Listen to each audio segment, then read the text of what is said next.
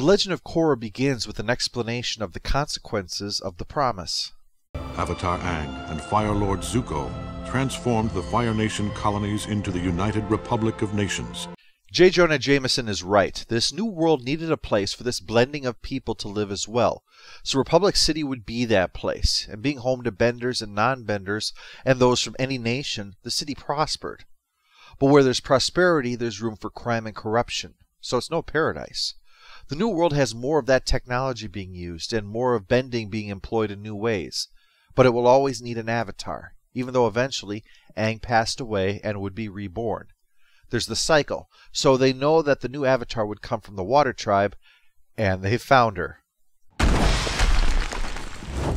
the avatar! You gotta deal with it! They're so cute at that age, where they're so young and ready to destroy the world.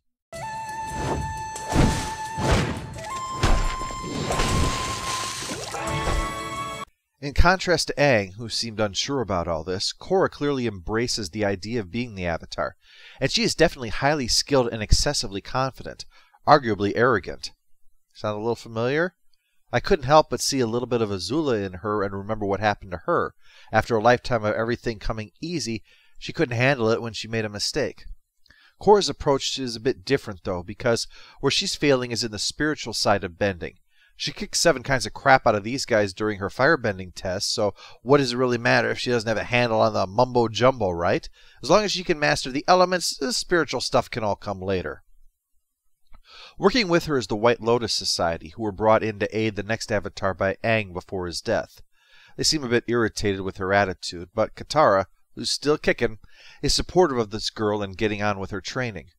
Of course, she's going to be a little bit biased because, well, she's the reincarnation of her husband. That's going to color things a little bit. But it's time for a cross-mortality family reunion as Korra meets up with Aang and Katara's son, Tennyson, who is going to be her airbending master, the only element that she hasn't done yet. This season is air. The air element is one both of unity and transience. It enters us constantly, yet cannot be held. You have to let it go or you will die. So we don't command it. We only have it for a brief time and must allow it release. Air is a reminder that there is more than the physical form. So for someone who is out of touch with the spiritual side of being an avatar, it's no surprise that it's the element Korra struggles with the most. But this is part of her journey. Air is about the unity of things, and so it's only natural that Korra will head to the place where all the elements are represented, Republic City. Of course, it wouldn't be right for everybody to say, "Okay, go ahead," because Republic City can be dangerous. That's why Tenzin needs to stay there. So Korra plans to sneak there on her pet, Naga, because when you're half polar bear and half dog, obviously you're going to be named after a snake. After Katara's blessing of her running away, and a trip where we are assured by Korra's glassy-eyed stare that she is the Avatar, or at the very least a doll that will murder us in our sleep, she arrives and we discover that 70 years has caused Republic City to become a kind of steampunk 1920s world, with sodomobiles and electricity, but it also has homelessness and crime, and there's also this guy with the Equalus. Tired of living under the tyranny of benders? If you know what bender is in British slang, it's hard not to see this guy as the Westboro Baptist Church. I bet you just love to knock me off this platform with some water bending, huh? I'm seriously thinking about it. Uh-oh. Sign that Korra's got a lot to learn. She may not like his message, but you can't very well try to maintain harmony and balance if you go knocking people around for saying things you don't like. Especially when the gist of the argument is that benders are a bunch of bullies. The last thing you should do is threaten to bully them. And there's certainly a point to be made. Korra runs into some gangsters who are benders shaking down the locals. But then that kind of thing went on before too, such as when Zuko was staying with the farmers and earthbending soldiers were bullying and ripping off the locals. It's not something new, it's just more prevalent here because Republic City is so rich. Korra's ready to do some good. Stop these guys from hassling the locals and breaking their stuff. Korra, remember the goal here?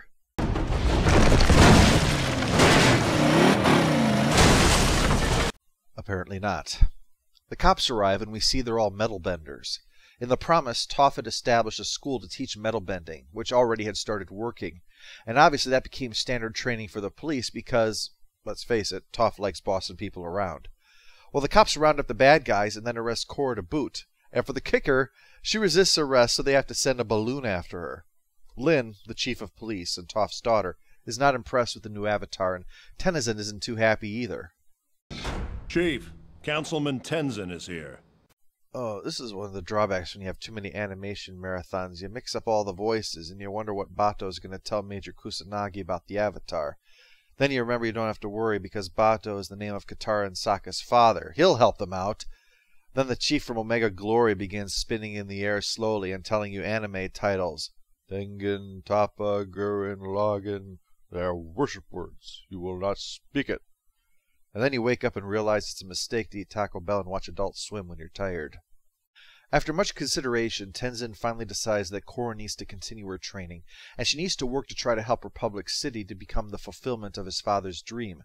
But after a press conference, we discover Amon, the guy on the poster behind the Equalist guy, talking in a sinister voice so that we know he's a bad guy, leading us into Episode 2. Things are off to a rocky start because Korra wants to check out pro bending. Now, with the Equalists, you might think that that would be a group in favor of bending, but actually, pro bending is a sport, the unintended result of the mix of Republic City. There's 2 teams, each with a bender of fire, earth, and water. And there are complicated rules that actually make it pretty realistic and kind of fun. But Tenzin thinks it's crap and a mockery of bending. He hasn't seen Korra try to airbend, I guess. The first exercise goes pretty badly. Korra needs to go through the spinning panels to the other side without getting her ass kicked. But alas, there is much ass-kicking.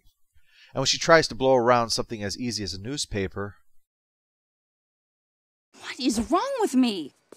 Airbend!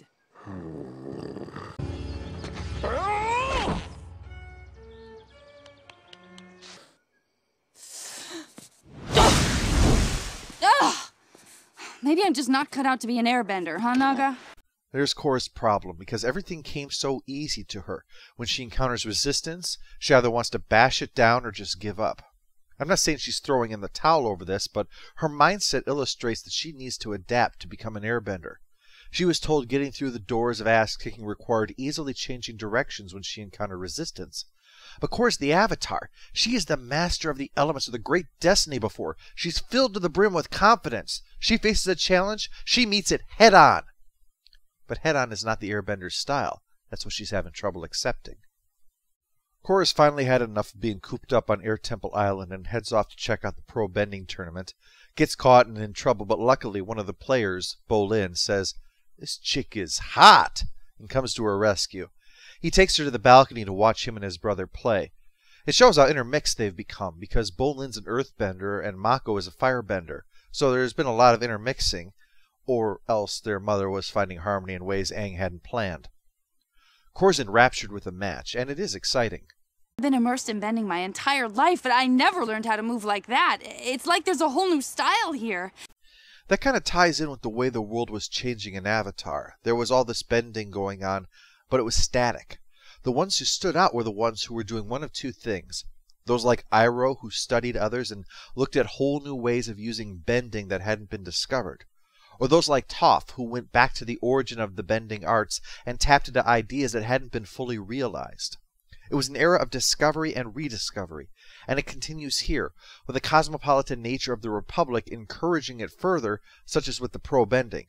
But there is a consequence of that, which is that the fighting style aspect of it seems to be less represented than it was in Avatar. But that seems to be the way of the new world. The new style is replacing the old because it's a different kind of conflict. They're competing, but they're not fighting. We see that when Bolin shows Korra how to earthbend in pro-bending. Great! Good power! But in a real match, you'd be a sitting turtle duck.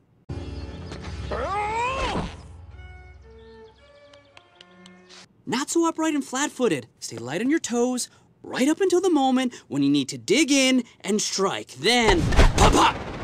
The traditional method has to bend to circumstance, so while you still need to be rooted, you wait until the right moment for that. This is just a taste of how Korra's world works, and where I've discovered some of the real rage comes in. The old ways are being replaced, and in our world, while researching this, because I know Korra is often polarizing, I wanted to get the different viewpoints on the series to try to address everybody's concerns. What I've discovered is that this change is at the center of where some, now definitely not all, but some, of the hate really comes in. The creators of Avatar wanted to explore the consequences of this, to not just be more of Avatar, because the series was all about taking this wonderful world and making it real. And the thing about real worlds is that when something comes along that can induce a change, it won't stop no matter how much you want it to. But airbending is still beyond Korra, which is an ironic contrast. She is just as much an airbender as an earthbender because she is the Avatar, and neither of those is from her Water Tribe background. But a transformation of her earthbending style is easy for her to grasp, while airbending is so beyond her she completely loses it and destroys this ancient relic. This isn't something you can force. If you would only listen to me. I have been! But you know what I think? Maybe the problem isn't me. Maybe the reason I haven't learned airbending yet is because you're a terrible teacher! And again, that's where Korra's problem lies. She just can't handle things that don't come easy. But she does love pro bending and sneaks out to watch another match. But the Fire Ferret's waterbender is a no-show and they'll have to forfeit. So Mako has no choice but to accept Korra as the replacement. She's naturally convinced she's going to impress the hell out of them, but instead her ignorance of the rules and the style is making them lose. And as the weak link, the opposing team is focusing her. And as that whole whoosh so long 2,000-year-old spinny doors incident showed, Korra does not handle frustration well, and lets go with earthbending as well as waterbending, so the jig is up. But the judges decide that so long as she doesn't earth or firebend, she can continue, and Tenzin shows up to chew her out, but she refuses to leave.